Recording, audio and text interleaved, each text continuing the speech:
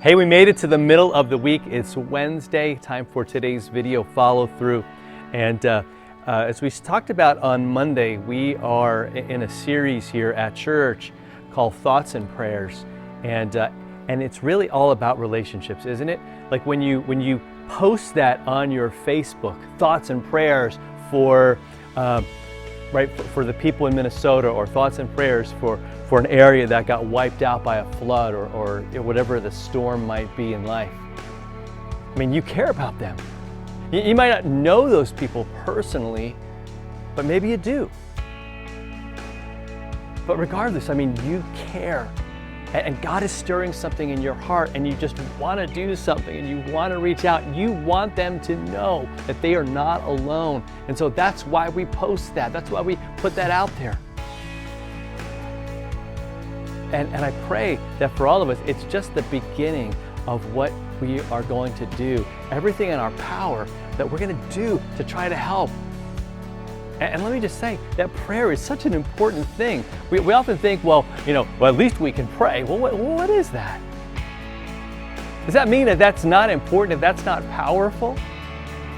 That speaking on someone else's behalf to the God of the universe, to the Lord of all things, and the one who made everything, the creator, the sustainer of all life, that somehow that's this trivial, like empty gesture, an empty thing? See, I think if we remember who He is, then it's anything but empty.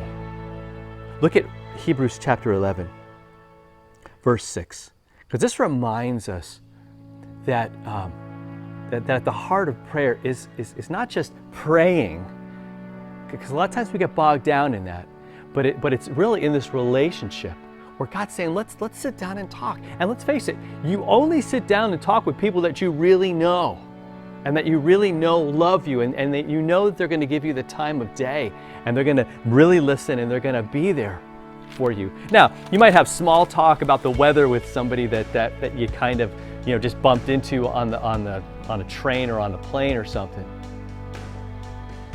But when you bare your soul, when you talk about what's really going on in your life, that's with someone that you trust, that's with someone that you love. And God reminds us that that's who He is for us. And that it's about our faith. And again, this is a reminder that faith isn't just some, checking off some boxes or saying, I believe this, and this. It's way deeper than that. The writer of Hebrews says in chapter 11, verse 6, he says, "And without faith it's impossible to please God.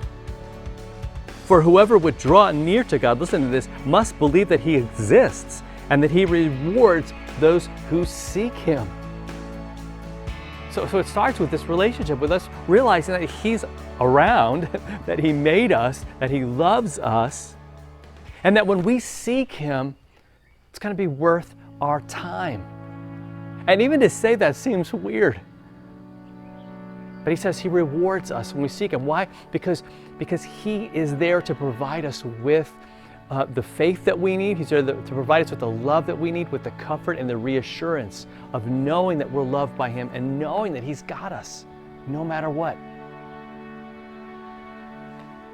And so I pray that we go to Him today, that we would seek Him, knowing that He is going to just give us more than we could even imagine when we go to Him, and when we pray, and when we pray with Him, not just by ourselves, but together with the people of God, that incredible things happen, all because of Him and His relationship to us. All right?